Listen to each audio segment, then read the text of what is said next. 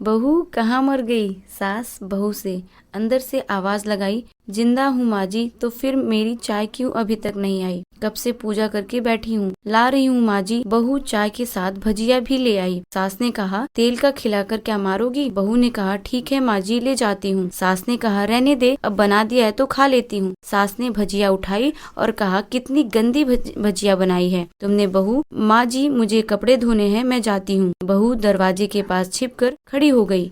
सास भजिया पर टूट पड़ी और पूरी भजिया खत्म कर दी। बहू मुस्कुराई और काम पर लग गई। दोपहर के खाने का वक्त हुआ। सास ने फिर आवाज लगाई, कुछ खाने को मिलेगा? बहू ने आवाज नहीं दी। सास फिर चिल्लाई, भूखे मारोगी क्या? बहू आई सामने, खिचड़ी रख दी। सास गुस्से से ये क्या है? मुझे इसे नहीं खाने, इसे ले जाओ। बहू ने कहा आपको डॉक्टर ने दिन में खिचड़ी खाने को कहा है, खाना तो पड़ेगा ही। सास मुंह बनाते हुए हाँ तू मेरी माँ बन जा। बहू फिर मुस्कुराई और चली गई। आज इनके घर पूजा थी। बहू सुबह 4 बजे से उठ गई। पहले स्नान किया, फिर फूल लाई, माला बनाई, रसोई साफ की, पकवान और भोज बनाया। सुबह के 10 बज गए। अब सास भी उठ चुकी थी। बहू अब पंडित जी के साथ भगवान के वस्त्र तैयार कर रही थी। आज ऑफिस की छुट्टी भी थी, उनके पति भी घर पर थे। पूजा शुरू हुई। सास चिल्लाती, बहू ये नहीं है, वो नहीं है। बहू दौड़ी दौड़ी आती और सब करती। अब दोपहर के 3 बज गए थे। आरती की तैयारी चल रही थी। पंडित जी ने सबको आरती के लिए बुलाया और सबके हाथों में थाली दी। जैसे ही बहू ने थाली पकड़ी, थाली हाथों से गिर पड़ी। शायद भोज बनाते हुए बहू के हाथों में तेल लग गए थे, जिससे वो पोंछना भूल गई थी। सारे लोग तरह तरह की बातें करने लगे। कैसी बहू है, कुछ नहीं आता, एक काम भी ठीक से नहीं कर सकती, ना जाने कैसी बहू उठा लाए। एक आरती की थाली भी संभाल नहीं सकी। उसके पति भी गुस्सा हो गए, पर सास चुप रही, कुछ नहीं कहा, बस यही बोल के छोड़ दिया, सीख रही है, सब सीख जाएगी धीरे धीरे। अब सबको खाना परोसा जाने लगा। बहू दौड़े दौड़े के खाना देती, फिर पानी लाती। करीब 70-80 लोग हो गए थे। इधर 2 नौकर और बहू अकेली, फिर भी वहाँ सारा काम बहुत ही अच्छे तरीके से करती। अब उसकी सास और कुछ आस पड़ोस के लोग खाने पर बैठे। बहू ने खाना परोसना शुरू किया। सबको खाना दे दिया गया। जैसे ही पहला निवाला सास ने खाया, तुमने नमक ठीक नहीं डाला क्या? एक काम ठीक से नहीं करती, पता नहीं मेरे बाद कैसे ये घर संभालेगी। आस पड़ोस वालों को तो जानते ही हो ना साहब, वो बस बहाना ढूंढते हैं नुक्स निकालने का। फिर वो सब शुरू हो गए, ऐसा खाना है, ऐसी बहू है, ये तो वगैरह वगैरह कहने लगे। दिन का खाना हो चुका था। अब बहू बर्तन साफ करने नौकरों के साथ लग गई। रात में जगराता का कार्यक्रम रखा गया था। बहू ने भी 1-2 गीत गाने के लिए स्टेज पर चढ़ी। सास जोर से चिल्लाई, मेरी नाक मत कटा देना, गाना नहीं आता तो मत गा, वापस आजा। बहू मुस्कुराई और गाने लगी। सबने उसके गाने की तारीफ की, पर सास मुंह फुलाते हुए बोली, इससे अच्छा तो मैं गाती थी जवानी में, तुझे तो कुछ भी नहीं आता। बहू मुस्कुराई और चली गई। अब रात का खाना खिलाया जा रहा था। उसके पति के ऑफिस के दोस्त साइड में ही ड्रिंक करने लगे। उसका पति चिल्लाता, थोड़ा बर्फ लाओ, तो सास चिल्लाती, यहाँ दाल नहीं है।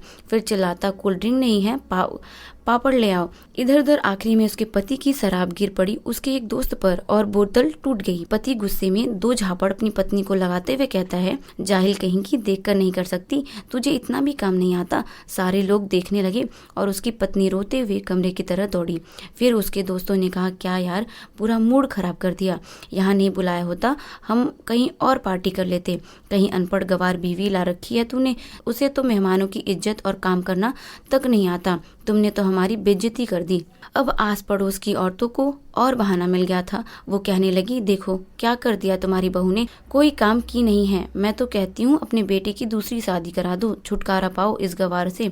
सास उठी और अपने बेटे के पास जाकर उसे थप्पड़ मारा और कहा, अरे नालायक, तुमने मेरी बहू को मारा, तेरी हिम्मत कैसे हुई, तेरी टांग तोड़ दूंगी। उसके बेटे के दोस्त कुछ कहने ही वाले थे कि उसकी माँ ने घूरते हुए कहा, चुप, बिल्कुल चुप, यहाँ दारू पीने आए हो, जबकि पता है आज पूजा है और तुम्हें पार्टी करनी है। कैसे संस्कार दिया है तुम्हारे माता पिता ने, और किसने मेरी बहू को जाहिल बोला, जहाँ इधर आओ चप्पल से मारूंगी। अगर मेरी बहू को किसी ने एक शब्द भी कहा तो, अरे पापी, तूने उस लड़की को बस इसलिए मारा कि तेरी शराब टूट गई। पापी, वो बच्ची सुबह 4 बजे से उठी है, घर का सारा काम कर रही है, ना सुबह से नाश्ता किया, ना दिन का खाना खाया, फिर भी हंसते हुए, सबकी बातें सुनते हुए, ताने सुनते हुए घर के काम में लगी रही।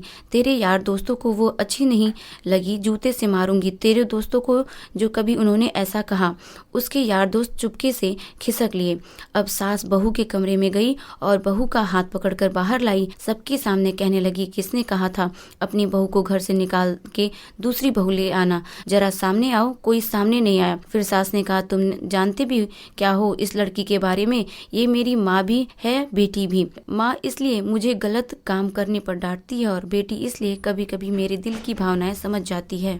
मेरी दिन रात सेवा करती है, मेरे 1000 ताने सुनती है, पर एक शब्द भी गलत नहीं कहती, ना सामने ना पीठ पीछे। और तुम कहते हो दूसरी बहू ले आओ। याद है ना छुटकी की दादी? अपनी बहू की करतूत सास ने गुस्से से पड़ोस की महिला को कहा, अभी पिछले हफ्ते ही तुम्हें मियाँ बीवी भूखे छोड़ घूमने चले गए थे।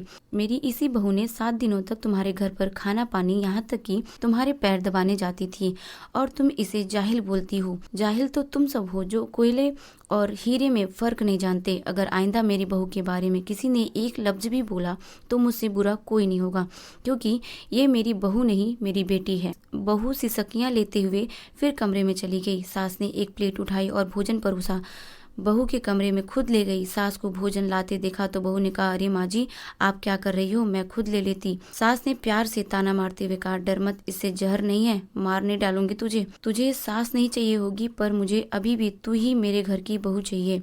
बहू ने अपनी सास को रोते हुए गले से लगा लिया। सास भी रो दी पहली बार और कहा, चल खाना खा ले। फिर मजाक करते हुए कहा, फिर मेरे पैर दबाने चले आना। और सास पैर बोलती है, किसी दिन मैं इसका गला दबा दूंगी, क्योंकि कभी मैं भी ये सोचती थी। दोनों खूब हंसने लगती हैं।